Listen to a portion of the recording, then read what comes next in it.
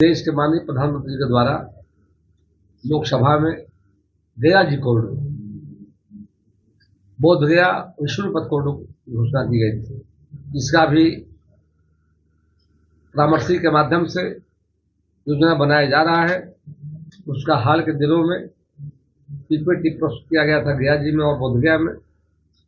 हम धन्यवाद बधाई देते हैं बिहार वासियों को। ओर से लंबे समय से गया जी के लोगों की डिमांड था कि सब जैन महाकाल काशी विश्वनाथ का मतलब निर्माण हुआ है। पर देश के माननीय प्रधानमंत्री जी के निर्देश पर ये योजना हमारा सरकार ने केंद्रीय बजट में शामिल किया है। जल्द ही काम शुरू होने जा रहे हैं। इसी विकास और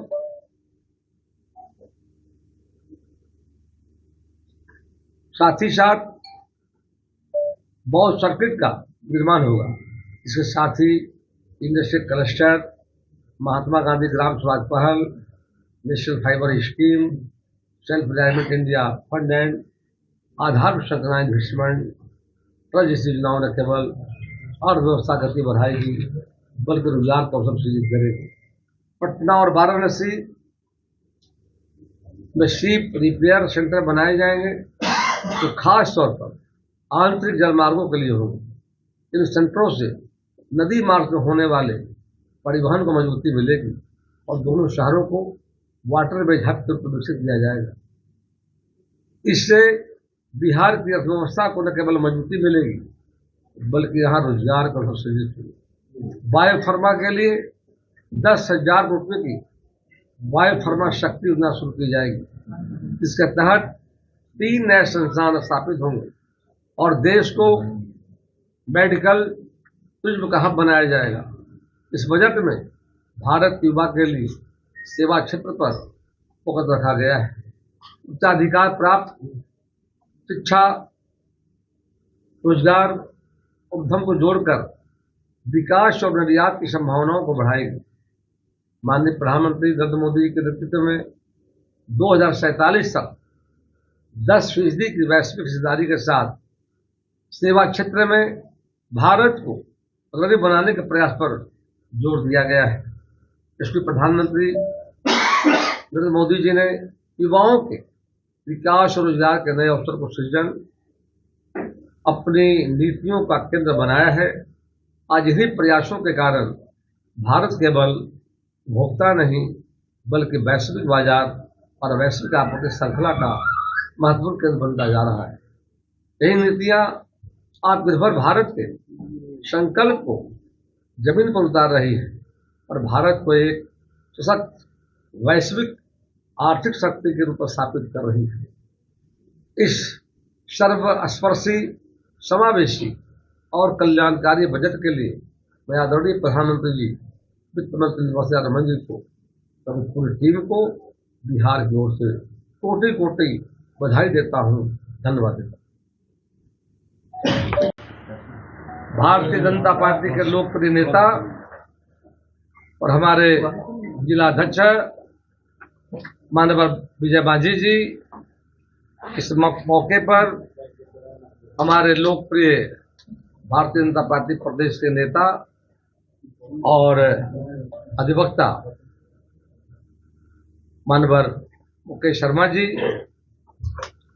और हमारे प्रेस से काम देखने वाले मीडिया प्रभारी श्री रंजीत कुमार जी, इस मौके पर जिला महामंत्री पप्पू कुमार चंद्रवंशी जी, अनुसूचित जाति मोर्चा के हमारे जिला अध्यक्ष देवानंद पासवान जी, अपने संपर्क मोर्चा के अध्यक्ष श्री रौनक सेठ जी, पार्टी के भाई हमारे नेता भोला मिश्रा जी सहित आज की प्रेस कॉन्फ्रेंस में मौजूद electronic media, social media, print media के सभी पत्रकार मित्रों, साथियों, छायाकार बंधुओं, आज देश के लोकप्रिय माननीय प्रधानमंत्री नरेंद्र भाई मोदी जी के नेतृत्व में केंद्रीय वित्त मंत्री श्रीमती निर्मला सीतारमण जी द्वारा प्रस्तुत आम बजट 2026-27 जन कल्याणकारी और विकसित भारत के संकल्प को गति देने वाला दूरदर्शी बजट है। यह सर्व समावेशी और सर्वस्पर्शी बजट है जो विकास, कृषि, औद्योगिक और आधारभूत संरचना सहित पूरे देश के समग्र विकास समर्पित है।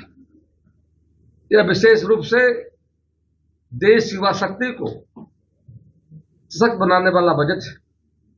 इस ऐतिहासिक आत्मनिर्भर भारत के बजट के लिए मैं अपनी ओर से और अपनी पार्टी की ओर से और करोड़ों कार्यकर्ताओं की ओर से आदरणीय प्रधानमंत्री श्री नरेंद्र दामोदर दास मोदी जी, केंद्रीय वित्त मंत्री श्रीमती निर्मला सीतारमण जी, उनकी पूरी टीम को हार्दिक बधाई एवं धन्यवाद देता हूं।